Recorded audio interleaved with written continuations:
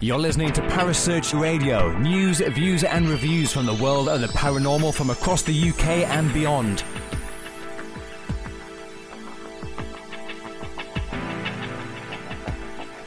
Find us on Facebook, Twitter and the World Wide Web. Parasearch UK Radio.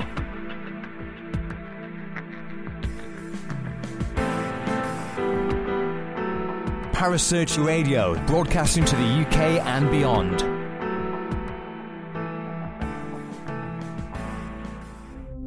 The views and opinions expressed by presenters and guests are their own and do not necessarily reflect the official policy or position of Parasearch Radio or its affiliates and sponsors. Listener discretion is advised.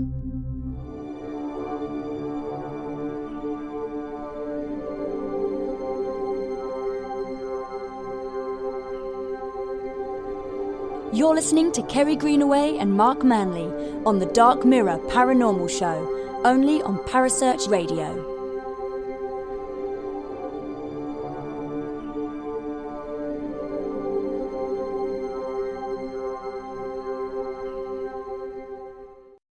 Good evening and welcome to the Dark Mirror Paranormal Show. My name is Kerry Greenaway, and as always on a Friday, we bring you a wild and wonky show. Now it's a bit different tonight because I've only got my lovely Cole Hutchinson. Hello, everybody. Hello, love. How are you, Kerry? I'm sorry I missed last week's show. But circumstances happened and I wasn't around. But I hear it was an interesting show. But I'm back. I'm ready to rock and roll. And I mean, let's start that party bingo of me having a rant at some point. We've all had to have a little word for ourselves about the rant factor, haven't we, Carl? Well, yeah, because you guys are crouching on my territory. You see, you both, yourself and Mark, who's sadly not with us tonight, you seem to be having a rant before I get ranting. Wow. Well, you know, we found it so funny when you did it. We thought we'd all have a go at it. Yeah, but that's not the Dark Mirror Show. The Dark Mirror Show is the sensible Kerry Greenaway, the slightly alien guy, Mark Manley, and the one that rants, Carl Hutchinson. This is true. So, what's happened to our lovely Mark Manley tonight? Because, he's, going to miss it and everything. So where is he? I believe due to the lovely weather that's been battering the UK at the moment, he's lost his internet. The little pterodactyl he is, he's lost his internet. And hopefully at some point he will join us. If not, we have a backup plan. I'm not gonna surprise anybody, but we will be if Mark Manley can't join us, we will be inviting a little bit of a treat, a little bit of a moosh of excitement back onto the Dark Mirror Show. A little bit of a moosh. You know, when that you go, just wetting the old palate, that getting those juices flowing for the Dark Mirror Show. Most definitely. Beautifully put, I would like to say, Mr. Hutchinson. And hey, wait until I do my live blogs. Moosh boosh and all that sort of stuff. Hello, Rodney. And you took lessons from Victor Salazar about eloquence, didn't you, in your speech? Well, you put it this way. I have a certain way of doing the radio, which I've done for many, many years. And it's me, basically. I don't want to put on this false person. You met me in personal life where I'm like, hello, mate, how you doing? All this sort of stuff. You don't want to meet me and I just go, oh, hello. Would you like a cup of tea?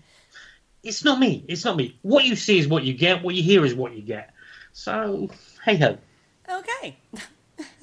I'm quite sure what Carl's been on tonight. What are we talking about this evening? We are talking about urban legends. Love it. Love a bit of urban legends. You can't beat an urban legend. Now, this little plan of action, this little idea came from... Now, I walked the other week. Just first time you ever. walked? First time ever. Left the I know, house. it's amazing. I actually left the house and went for a walk. And I happened to go down a road where I used to live as a child. And then, like, it brings back a lot of memories, childhood kind of memories. And I was thinking, as I walked past my old house in reminiscence, I thought, God, I used to stay in that bedroom and whatnot. But that's not the point.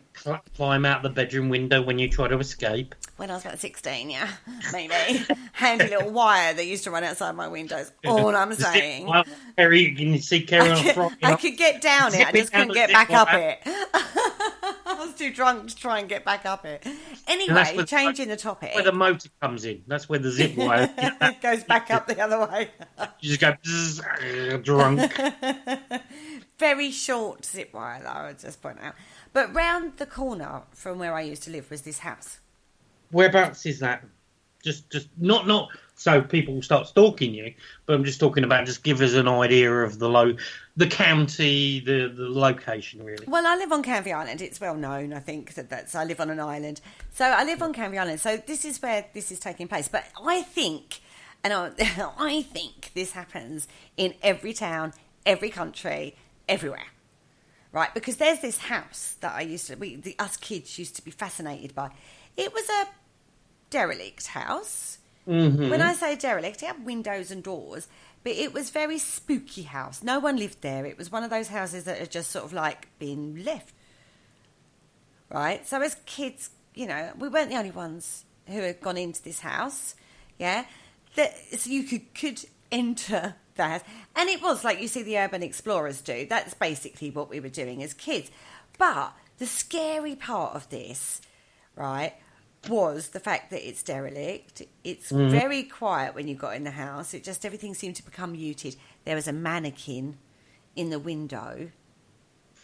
I'm sorry, but everybody that knows me, mannequins is a no-no. No matter whether, I tell you what, if ghosts and spooks or demons or whatever you want to call them, don't get involved in mannequins. I'm sorry, but let these people who investigate the paranormal, without them attacks, walking into a dark room and finding a mannequin looking at them. Come on, spirits, let's just take away the mannequins, please. I don't like them. I personally hate them. Everybody that knows me knows I scream like a 2-year-old. I walk into a location, wander around a corner, see a mannequin, I scream like a 2-year-old that's had it bunches, it whatever. It's horrible. I don't like mannequins. Mannequins is wrong, unless they're in a shop. Mannequins in an abandoned location, wrong. Okay. I have to agree, mannequins are freaky in their own right, and I think we've all been on an investigation before now, turned around and jumped at the mannequin. I'm sure we've all done that as well. But this is what I mean. I think every town, every place has got this kind of place that is sort of like a bit spooky, a bit weird, and it's sort of like you'd run past it, you wouldn't sort of like stop. It's that kind of place. Me, as a precocious child, was quite happy to get in there and have a look around. But a lot of people would just walk really fast and not look at the house and stuff like this. It was like always known as something like the witch's house or something like that. They always have that spooky name or that really eerie, like the Madwoman's house, or all these weird ones. I was born in Sheffield, and I moved down to Kent when I was like 11. So I had 11 years up in Sheffield, and we had some weird and wonderful locations. And it was quite weird. I was talking to a friend of mine, who knows me from we're born about 6 hours between each other. We were brought up on the same estate. We've known each other for a long time. Still a very good friend of mine, and it's quite weird. We lived in a place called South Anston. Not too far from Sherwood Forest, not too far from Sheffield. I was originally born in Sheffield, but we moved there. But we moved into a new built house. But there was this one house that obviously didn't get redesigned. And we had the stories about it. It was like the old man that used to come out and chase you as you walk past. All the urban myths.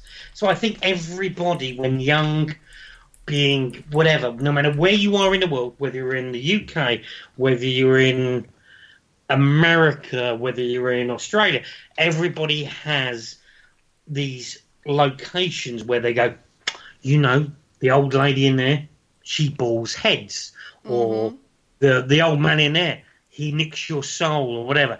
Everybody has these locations. Everybody does, right? And Yeah. even in the chat room. Good evening, chat room, by the way. Hello, Thank you chat for room. joining us. We have got Richard in there. We've got Jay Lynch is in there.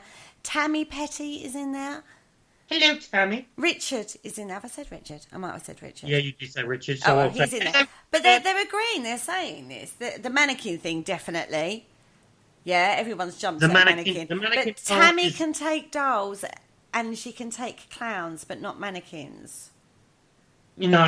Well, I'm slightly different. I will hug a clown, unless it's a serial killer, and then I won't hug him. But clowns, I'm fine. Unless it's peering at you from a drain where you're going, come down Exactly, here." with a red balloon and Exactly. come and look at my boat or whatever like that. Or clowns like, well, put it this way, just not to break any secrets, but in October I will be going to the Clown Motel with my co-host from the Thursday. So we'll see how I react to a motel full of clowns.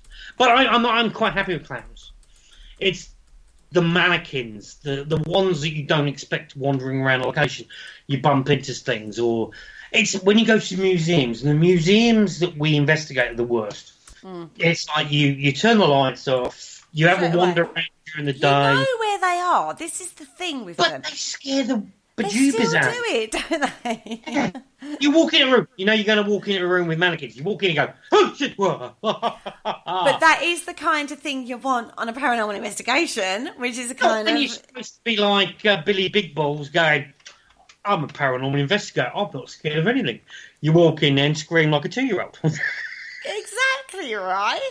Doesn't really give the same effect. So that reminds... Anyway, this walk, we're continuing on the walk, right? Yeah. So house, scary thoughts, urban exploring, that kind of thing, childhood fear. Yeah. Yeah. Then I carried on my walk and I went past my school, my old school. Okay.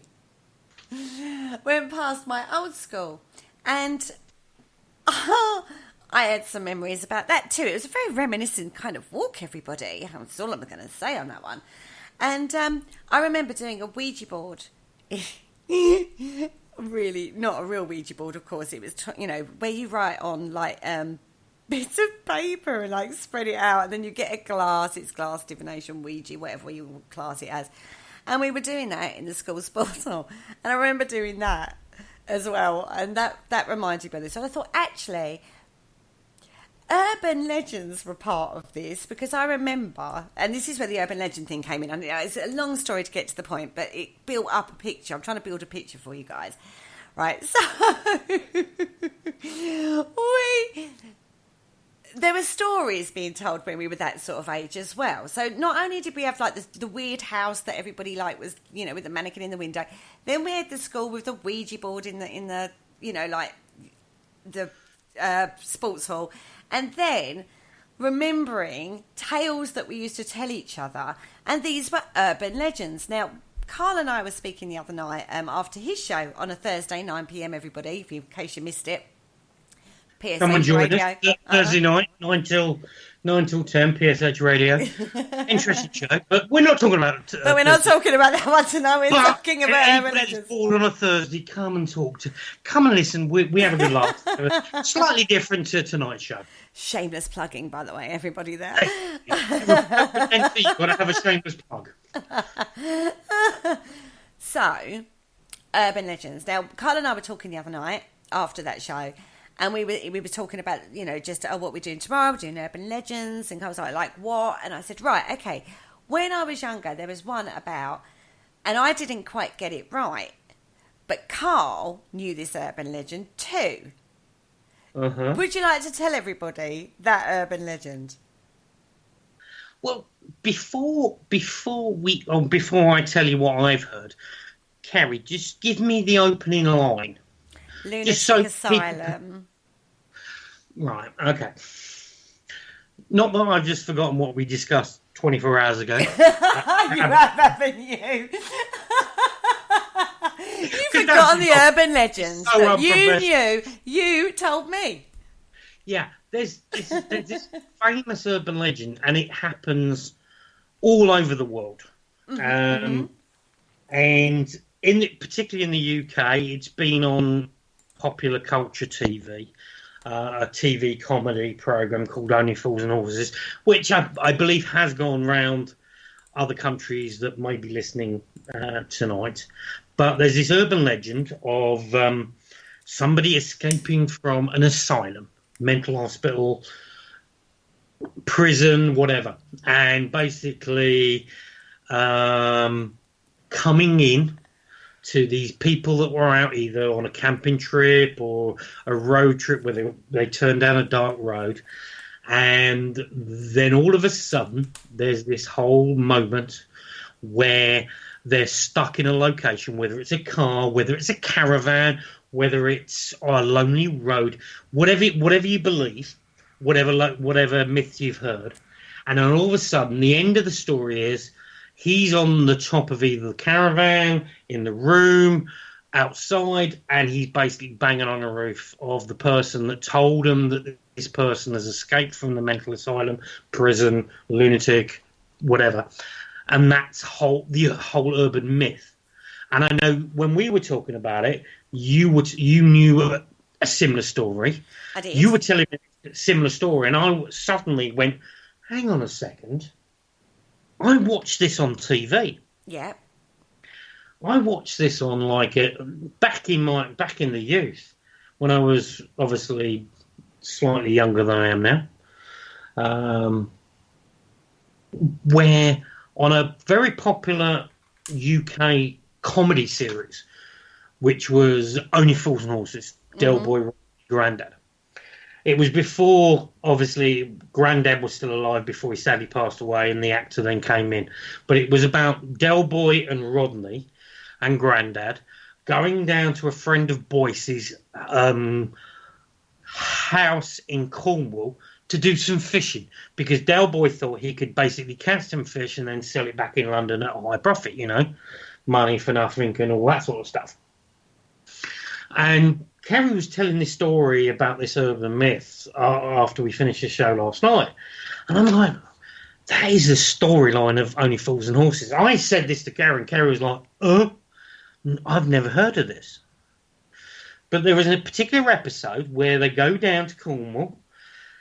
They stay in this house. Rodney goes out. They find out this house has an outside toilet, as most places in the UK, old locations in the UK, never had indoor plumbing. They had an outhouse. Yeah.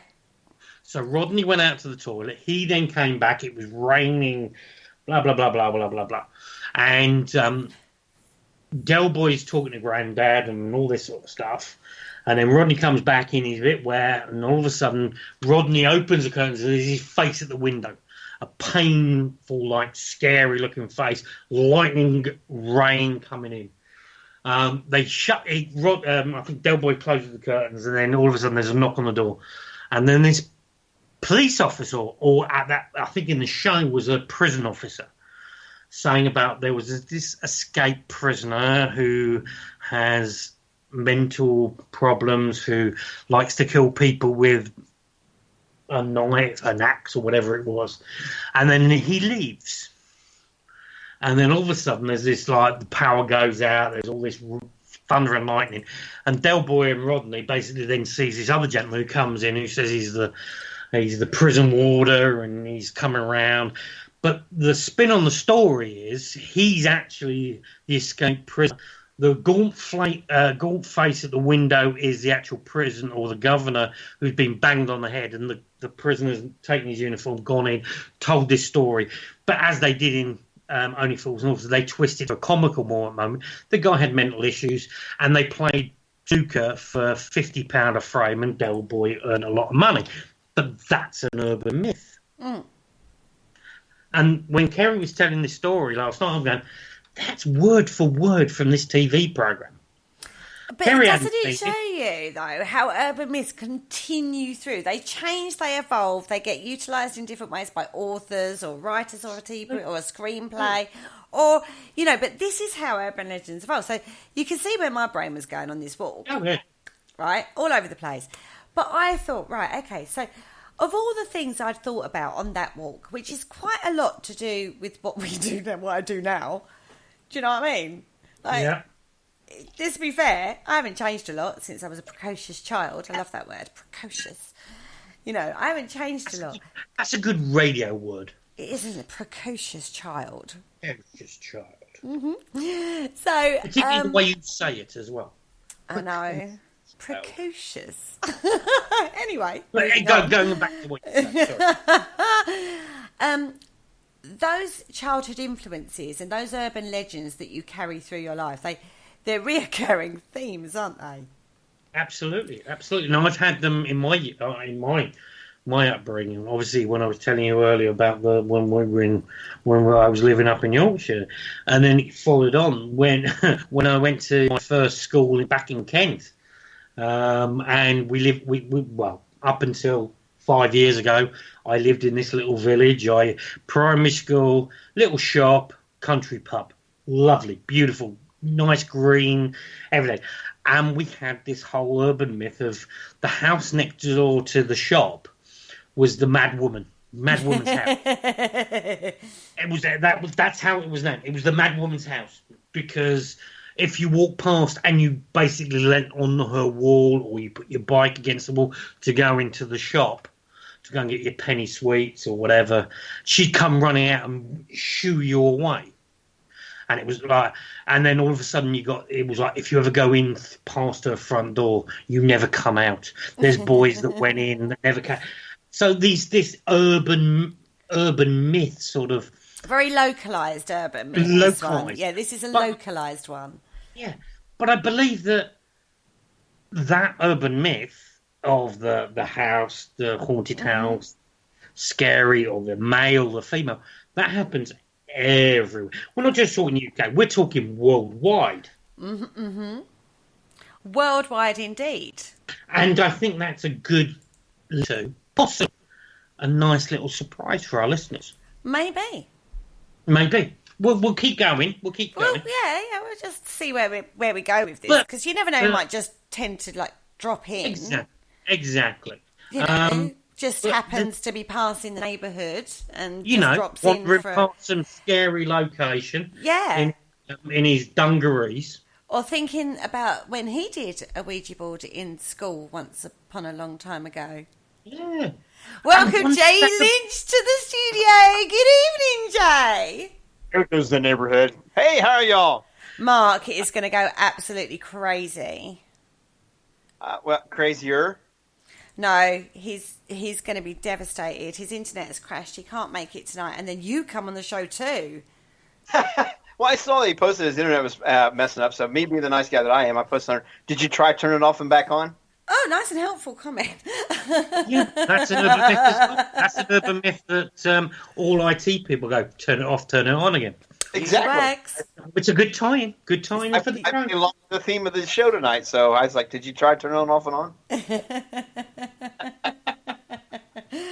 How are you? Fabulous now. How are you good people? All the better to hear your dulcet tones, Mr. J. You know I'm just going to cause trouble, right? I'm going to make Mark look like the good kid. Well, that's it's all right. It's all right. You'll have to answer to Paul Rook. He's got the big boss hat on these days. Hey, Mr. Paul Rook, just watch the other shows. Forget about the Friday Night Mirror show. That's what I keep telling him. It's its own entity. It's its own little snake. This is what I keep telling him. I'll tell him it's nothing personal. I still like you, Paul. You're a hell of a great guy, but I've been fired before. I've been kicked up more than once. So, Jay, have you heard these urban myths that we've been talking about? Like, with the old houses, the old haunted houses. Not haunted, but, Absolutely. There's always a house in every town, like you said.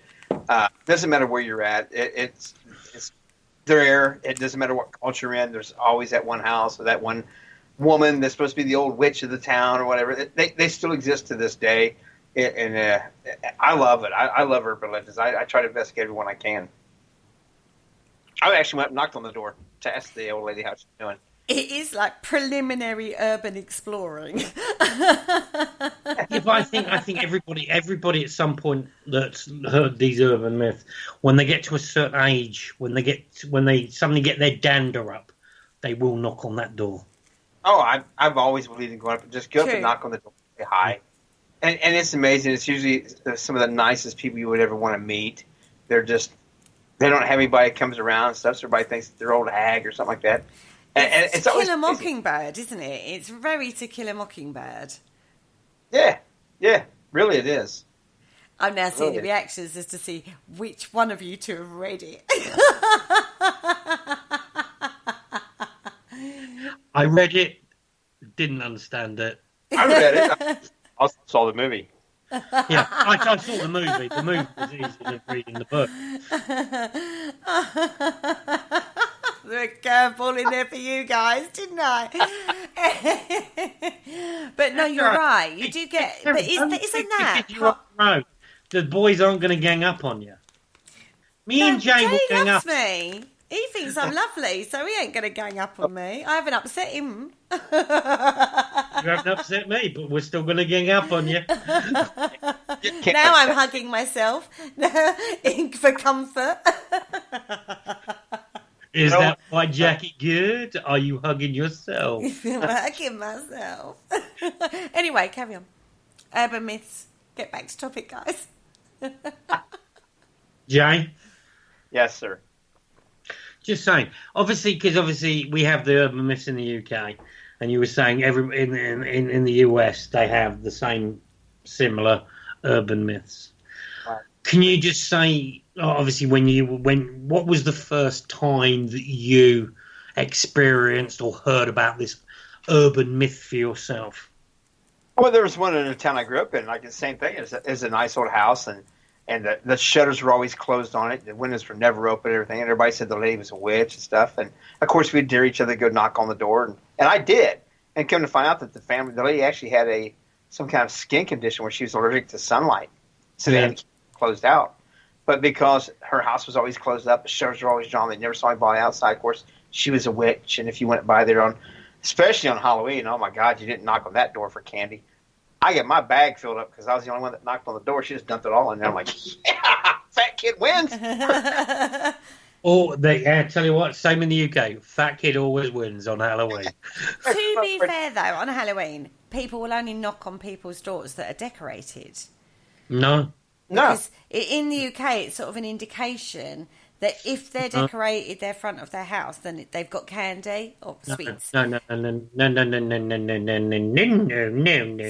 we do it on Canvey Island, you know. I'm sorry, we have manners. And it's in Essex, and we need to say any more than that. We always have weird experience. It's a weird experience when you drive over there and the person that stamps your passport then disappears as you drive over the bridge. He's never there when you drive back. It's a bit like going into Wales. You pay in to go to Wales, don't pay out and go out. That's another story. But I had this weird thing, which was very, very strange. And there was, like I said, when I first moved down from Yorkshire, you know, black pudding and all that sort of stuff, and talking weird, and I came down and I was northern, I was fat, and I wore glasses. So I thought, hang on, what is the easiest way to get rid of ridicule? So I tried to lose the accent. I still had glasses, I was still fat, but never mind.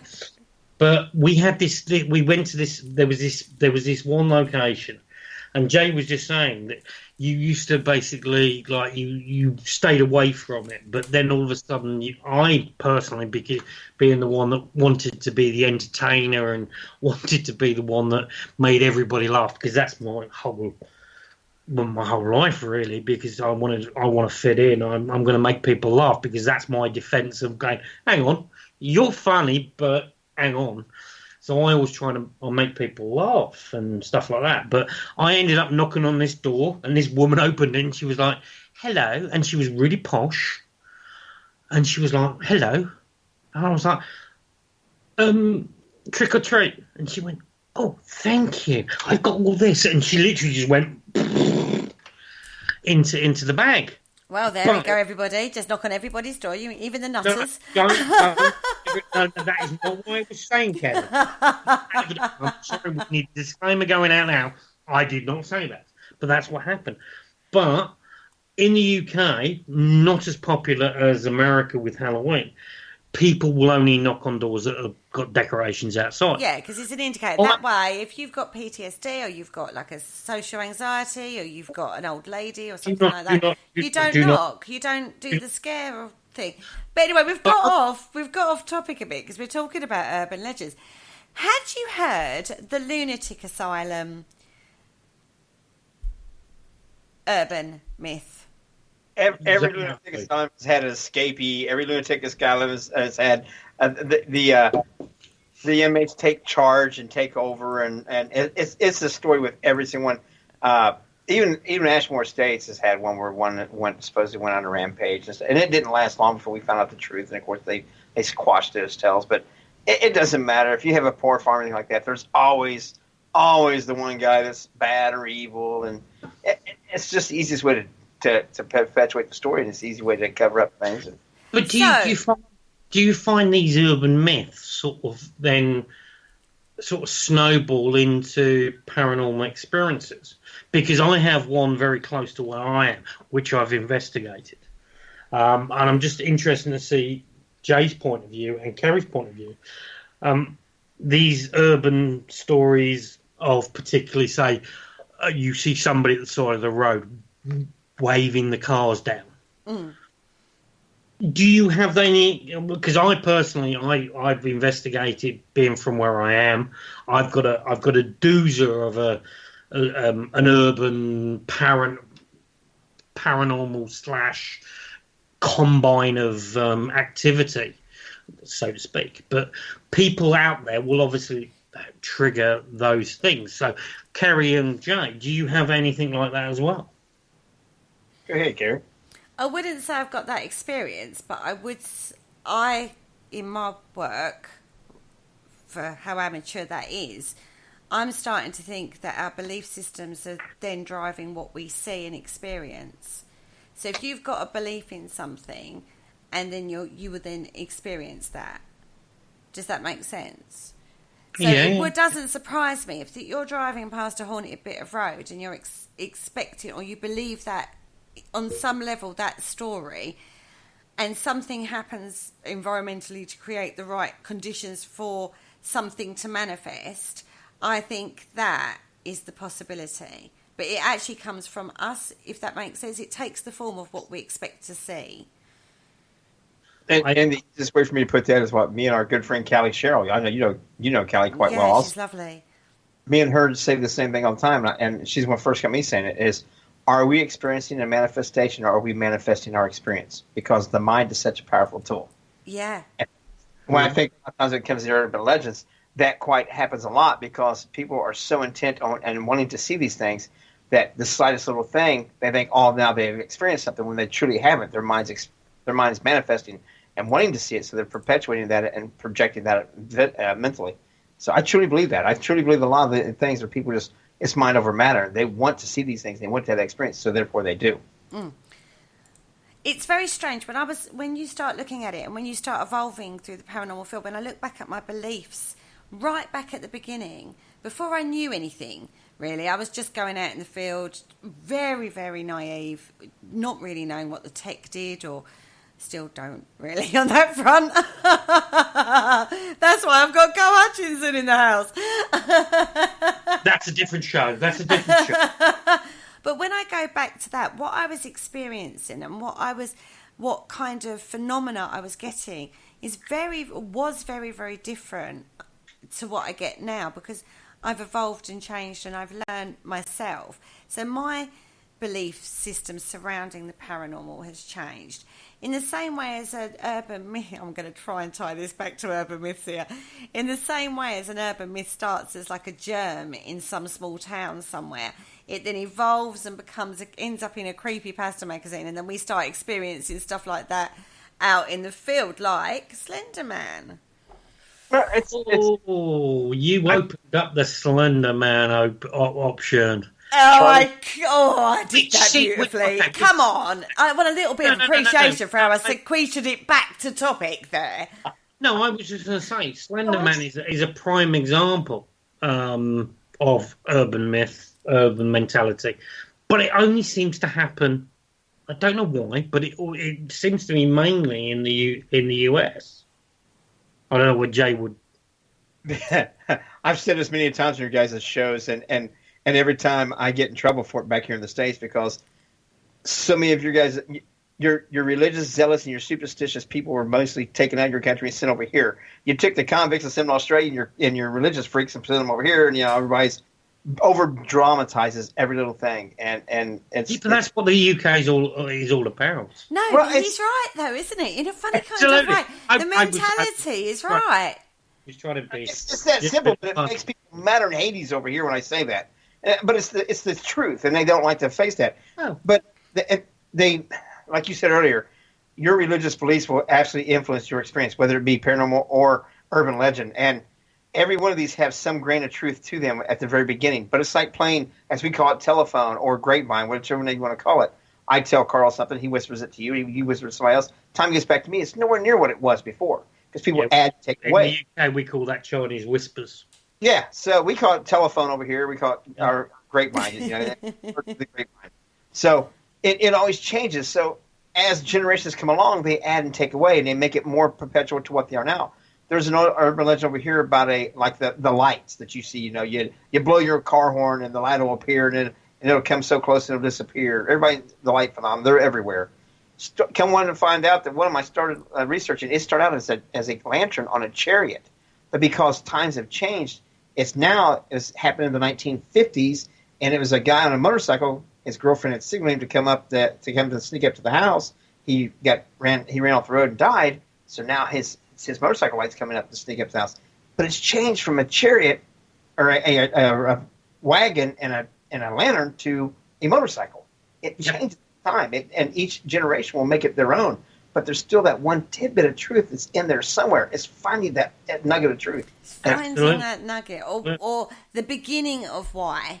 You know what I mean? Like, she was just a solitary person. The house was run down.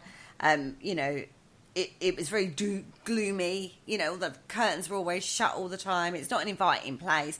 Just something as simple as that could start an urban legend, and move it through, can't you? What I mean? The thing is with urban legends, that a lot more are being perpetuated because of the media links that we have now that we never used to have back in day. You're seeing them happen and evolve and spread more and more quicker than I think ever before. Well, I think the main reason about that is one reason only. We're in a situation currently in 2019 where there is news literally at the fingertips of your hand. As it breaks as well. People will post it. Social media, there are Periscope or whatever you want to, whatever mobile internet things. You can take a recording. This is the thing that makes me laugh. There was an incident day before, of a British Airways jet that was had to be landing from Greece into London, and smoke filled the cabin. Within 5 seconds of the smoke entering the cabin, there's live feeds. It's crazy. Of people recording, not putting their masks on. No, they're too busy recording and smoke. They're basically holding the camera up. Going, oh my God, look what's happening. It's really bad. You've got the whole thing about, sadly, and I'm going to just quit, but other events that have happened this week where people have videoed live from the incident, and I'm not going to gloss on it. I'm not going to even give it any whatever because I don't want to do that. But the modern day life now is you have a phone that's in your pocket. 9 times out of 10, that phone does not leave your side. And I'm sorry, and I've seen this happen. even down to car accidents, even down to people walking down the street. They'll just pull their phone out and record, go live. It's crazy. And by that time, it's all around the world. Oh, totally. Changes constantly. Exactly. And Shared. it's moving very, very fast. Going back to something a little bit more funnier. Creepypasta. Now, I read it. Now, I love that. I love it. I think it's brilliant, right? I think it's great. It's like the National Enquirer. It's fantastic. Now, there was a story put in there about a paranormal investigator, one of us lot, right, who had heard about a cabin in the woods. In America, this was. Cabin in the woods. And he went out and found the cabin. And when he went in the cabin's obviously got this weird story around it, a bit like the houses we were talking to at the beginning of the show, you know, like the weird house, except you guys have got a lot more land, so a lot more spread out. Cabin in the woods. So he's found the cabin. People buying the land, building things on it. No, but it's a lot more land, so like, you know, people can go missing and stuff. It's like bad over there. It's really big over there, right? It's not like little old UK. Yeah. 9 times 4 out of 10, hours from one corner to the next. When a location in the UK in the middle of nowhere, somebody's already planned 15 million. So anyway. He finds the cabin, goes into the cabin, spends the night in the cabin, but inside the cabin, apparently, it is full of mirrors. So That would are like coated with mirrors. Alarm for me initially. Well, apparently it's gone mad. Like in a psychomantium room. No, I would probably think wacka wacka wacka, some sort of weird movie set. And see, I automatically think of a psychomantium room. That's the knowledge, and that's great, Joe. You don't know what you're talking about. No, I know. Would you like to explain what one of those things is? I know what one of those is. Psychomantium rooms start off with mirror gazing, and it's basically a room. Basically, you turn a room into like a, as they call them, also a devil's box with all the mirrors, and you put a candle in there and move music, and you watch the flames, and you focus on the reflections, and you start to see things. And it's all part of mirror scrying and divination. So divination, yeah. I've heard it different. Right? When you come to 4 walls with mirrors, it's the psychomantium room. When you put walls, floor, and ceiling, now you've made a devil's box, and you better not step in there because evil spirits are coming. And if you put it on the roof, hashtag demon. That's more the Hugh Hefner look, isn't it? If it just mirrors on the roof. Well, it's either a really good time. I get there. It doesn't bode well though, because the hut has got like a bit of a story to it. It's got that haunted vibe to it, so it's not looking good. Anyway, goes in there, investigates it for the night, comes out stark raving mad. Well, now that is a story written, written, so he's looking at himself all the time. The interesting part about this is this was a story, yeah, and somebody's actually found. Oh, they go looking for this thing in the woods. They go looking for this hut. But it's the same. It's the same thing about the Blair Witch Project. This was a film. Yeah, brilliant marketing. It was a film that was scary as. I watched it and I was freaked out. And then when you watch it again, you get used to the scares. But at the end of the day, it was a film. It was entertainment. It had no history base, no story base. But all of a sudden, out of nowhere, when this film got launched, people started talking about this is a true case, but it didn't. The people that made the film have openly gone on record saying there was nothing. It was just our idea. We followed it. We thought we'd go with it. But all of a sudden, out of the film coming out, there's people jumping on the bandwagon and going, that's true, and all this sort of stuff. There's a whole industry around the Blair Witch now. There's cabins, and there's people that take them on Blair Witch tours, which I think very, very strange. Unless you're wearing the green beanie and breathing against a glass mirror going... We have all done that on a paranormal investigation. We've all done that. When we've done woods in the middle of the night, we've all done. Yeah. Actually, there's a good skit for you. Yeah.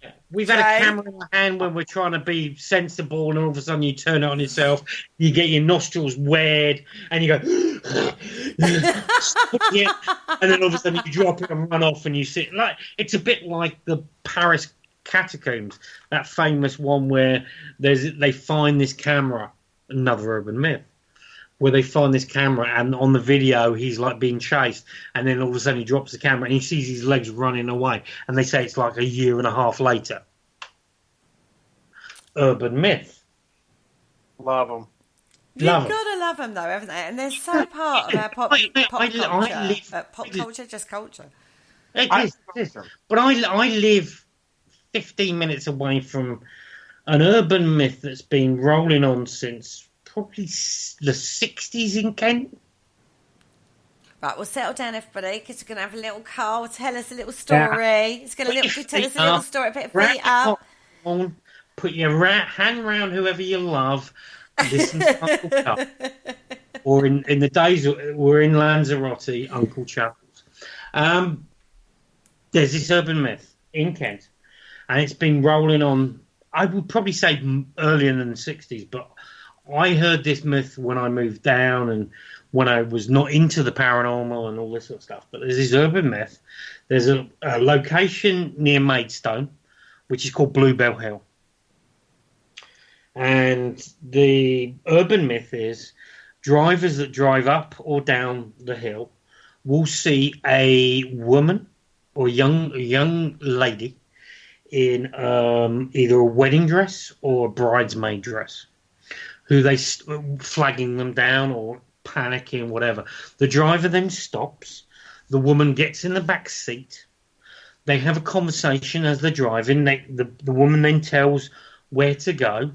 Mm-hmm. The driver then drives to this location, pulls up outside the house. He watches the person get out the back seat, walks up the driveway into the house. Mm-hmm. He then realises that he handed her his jacket, because she was cold. So he then goes back the next day, knocks on the door and says, "I'm sorry, but I dropped your daughter off last night, but I gave her my jacket to keep warm. Where's the jacket?" And the woman breaks down and says, "My daughter died 10 years ago." And he was like, no, I dropped her off last night, and all this sort of stuff. And the woman goes, "No, I'm sorry, she died 10 years ago." They then go to, he said, "I'll prove it to you." So she gets in the car, drives to the local graveyard, and then she takes the driver to the tombstone, and his jacket is hanging over the gravestone. Ooh. Okay, that's the urban myth in a nutshell. That was a nutshell? In a very small way. But this myth, this urban story, has been going on for, well, it dates back to the early 60s. Mm. But there is, like Jay said, there's an element of truth. But that story is all over the United States too. It's like Crybaby Bridge. You can find a Crybaby in every county of every state in this damn country.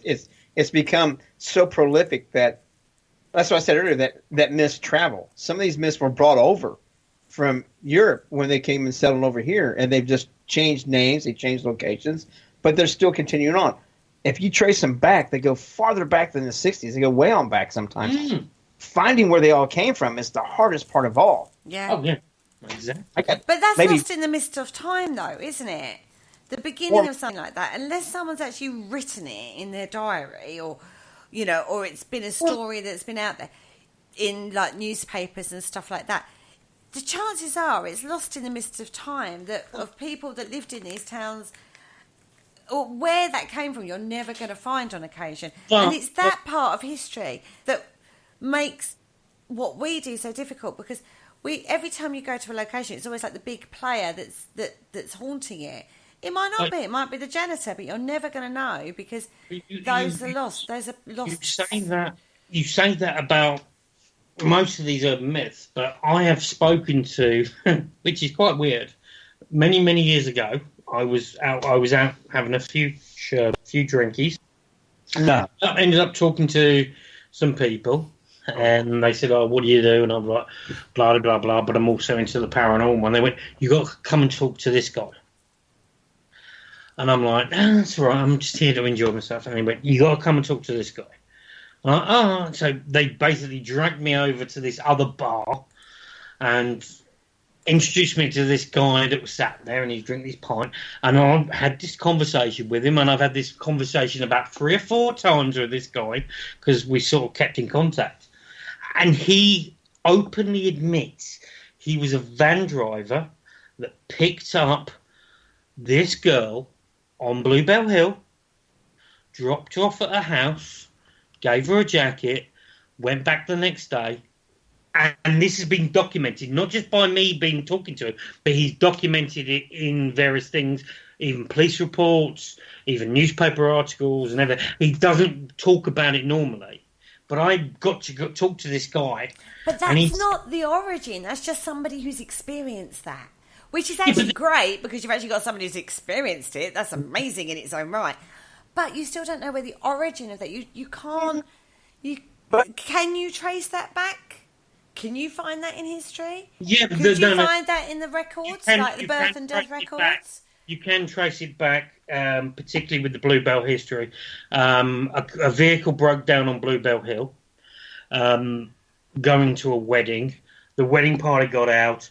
One of the bridesmaids got hit by a car that was going up the hill and died there and then. That is fact. Verifiable. Verifiable. Police report, everything. But that's not the same person as picking them up, putting a coat around the shoulders, dropping them off at the house. But how it trained. I guarantee you. That's over the years. Oh, yes. I guarantee you right now, with all the weird events that we're having in this country and all around the world and stuff, I guarantee if you pay attention, you pick a story in your area that's abstract and bizarre, and you follow it, and you listen to it, and you listen to see how it goes in 2 years, 3 years, 5 years, 10 years. Yep. Look at the case over with Jeffrey Dahmer, and now he's killed 400 people now, apparently, and all around the country. I mean, it grows, and it becomes more than what it truly is. And the majority of people will not do the research, especially nowadays. They're just so used to people just saying, "Oh, I saw it on the internet. Well, it's got to be true," and they add more to it. So I'm not kidding. Take any story you want around your town, no matter how small. Take one that's not even odd, just a normal story, and watch and see how it grows if people start talking about it. Give it a few months and bring it up and see how people change it. Well, that's exactly it's like we say about Chinese. Now it's an urban legend. When you say something, I'll tell you what, the bloke next door, he robbed a bank. Yeah. And just drop it into your neighbours.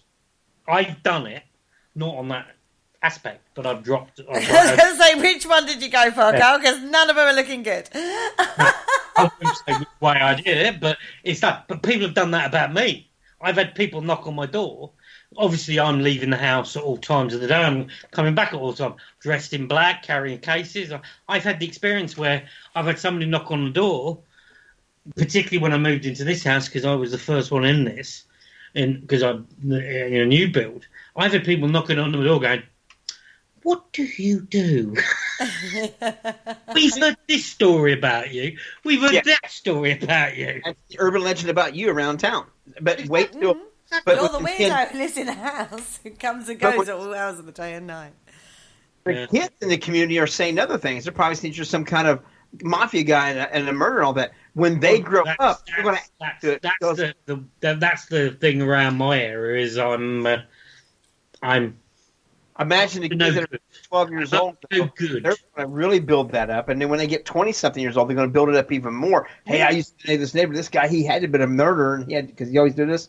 By the time they're in their 30s, their kids are going to be retelling the story that the mom and dad told them that's completely away from it. And now your house was the house of a murderer. Yeah. It started out so simple. Yes. That's the whole thing about urban myths. Exactly. There's always that There's always that little seed that just gets bigger and bigger and bigger over time. And that's what I'm saying. And they pass down from generations, and they progress and they change with the times. The Lady in White, you can, like I said, we filmed the spoof of Lady in White at one time. Yeah.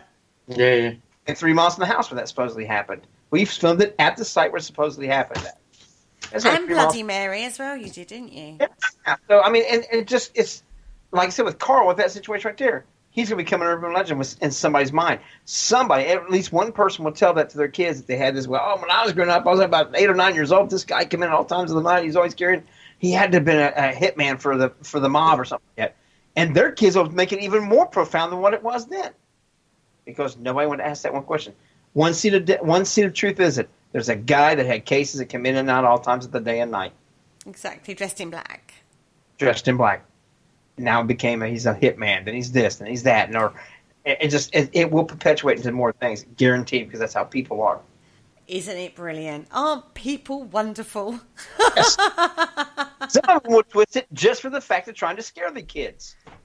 Well, go around that house. He's a murderer. If you don't come in at night before it gets too dark, you'll disappear. He'll take you away. They'll use that, just like the boogeyman or anything else. They'll perpetuate that story for their own advantage. Which is quite funny, because what you just said, Jay, is something that was on Radio 1 yesterday. Greg James was talking about it, Radio 1 presenter on the morning show, which I listen to when I'm driving into work, and he was saying exactly, his parents told him of a certain person. If you're not good, they'll call that person. And they had all these weird stories about, oh yeah, we were told about Mrs. this, Mrs. that, or Mr. this will come around in the van and take you away if you're naughty. Mm-hmm. That's how urban myths start. It certainly is. Yeah. And anyway, on that note, we're actually drawing to the end of the show, I'm afraid. So, Jay... Yeah, it can't be an hour already. It is, it's an hour. So, Jay, where can people find you if they want to hear more from my beautiful Jay? You find me on my Facebook page. You'll also find me on ztalkradio.com. Find out everything we're doing at paranormalmysterieshome.com with all the filming projects and everything else. I need to ask you something else, Joe. Where can you get your great T-shirts, which I can see, the listeners obviously can't? Which one? You've got, particularly the Paranormal Crash Test dummy, which I love. I'm rather partial to the Haunted Winery, to be fair. Yeah. But been there several times. I'll tell you more. Stands out for me. But yeah, the Paranormal Crash Test dummy. You can contact myself. You can contact my friend Jason Arthur. He'll tell you how much they cost and get them mailed out to you as quickly as possible. The other question, who's a little friend on your filing cabinet behind who seems to be very happy and smiley? That's my little troll that a friend of mine that lives in Toledo, Ohio made for me. She makes all kinds of things like that, different colors, different styles and stuff. He seems a very happy chap. That's my ceramic troll. Me and him do a lot of troublemaking together. I can honestly imagine, Jay, that you do get up to a lot of trouble. Yes, I do. And what else have you got coming up very soon out in the investigative field? Where are you going to be going to soon? Let's see, where am I going to soon? Because you've got a lot coming up. Well, the August 17th, I will be at Freak Out at the Fowler. They will be showing our first episode of Paranormal Mysteries on the big screen in a movie theater. We will be there. They have 4 different buildings to investigate that night. It's an all-day event. Plus, like I said, they will show the episode. Oh, shoot. I can't even think of everything. We got so much going. We got like 5 events yet this year, and we still have 3 more episodes to film. We got 5 in the can, 3 more to film for the first season. So, are you also going to be doing Bigfoot stuff? Yes, absolutely. Still doing cryptids. Because that is the stuff that I love seeing you do your paranormal stuff. I love you seeing you investigating you. But I must admit, I do love watching your lives, and also when you talk about Bigfoot, because obviously in the UK we don't really have that, which is one of the urban myths that hasn't crossed across the Atlantic. Well, we have had a couple of sightings in the UK of a Bigfoot. You guys are one of the largest sightings of Dogman, though. Mm. Yeah, but it's not as funky as the Bigfoot in the Dungarees. Oh, I don't know. It kind of crosses over into the Black Shuck and all that, though. Bigfoot in the Dungarees. Now that's Bodine the Bigfoot, man. He's got a whole bunch more stuff coming up. He's actually been in the movie. The movie will be released soon. I have to check on the name of it, but it's I can't remember the name of it now. But he's got a minute and a half section in a movie now. So Bodine the Bigfoot's getting out. I'll tell you what. That's one cool dude. It's a bit like watching the Michael J. Fox when he turned into the werewolf and he was wearing the basketball gear. That photo reminded me of that, and that's why I love it. That photo that I saw. But you can find Bodine on all WP Productions YouTube channel. That and everything else. We've got the Jezebel Chronicles. Our first episode, everything's there. Cool. Okay. So, next week on the Dark Mirror Show, hopefully Mark will have his internet back, and we are talking all about dark tourism. Oh, yeah. Do you remember when we had this discussion about all these topics, Another bit Carl? of Chernobyl, Japan, those sort Fukushima. of places. That's what we're having a look at next week. We will find out if any of us will actually want to go to these places. We've got a hand in the air from Jay. You'd go to these places. Why? What's the point? I will go to anywhere, but probably not Chernobyl. I don't know, something like waking up one morning glowing green I'm not happy about. But Well, Jay, you can go to Chernobyl. You can get to a certain point where you get that little badge on it where it's supposed to light up. You can get in where there's houses that are abandoned. There's schools, and as you get closer and closer to the actual the main reactor, then it will flash, and then you can't go any further. So yeah, I would definitely go to Chernobyl. But we know me. And yesterday, Chernobyl launched their first vodka. Well, you know how I am, though. They're going to say, let's say, well, your alarm's going off. I'm like, but it's not beeping that much. I can go a couple more steps. I don't ever. So, next thing I'll be standing in the middle of the reactor going, oops, I think I went too far. I know me. Once you get that far, Jay, you know you're going to be glowing for a little while. Right. So, in situations like that anymore, I've learned to take the temptation away from me because I'm not smart enough to stop myself. Well, come with me. That's what we're talking about next week on the Dark Mirror Show anyway. On that note, I'd like to thank you all for listening and being in our lovely chat room. Yeah, you can make the noise at me all you like. Right, don't forget to join me live on the Parasearch Radio Facebook group page. I will be going live, doing the week rundown of shows for you. And don't forget, we have new shows every single night of the week on Parasearch Radio. If you miss any of our shows, we have 2 YouTube channels.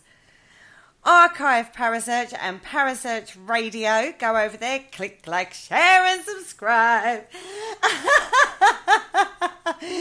I would just like to say, behind the scenes, these 2 are taking the absolute mickey out of me while I'm doing my wrap-up.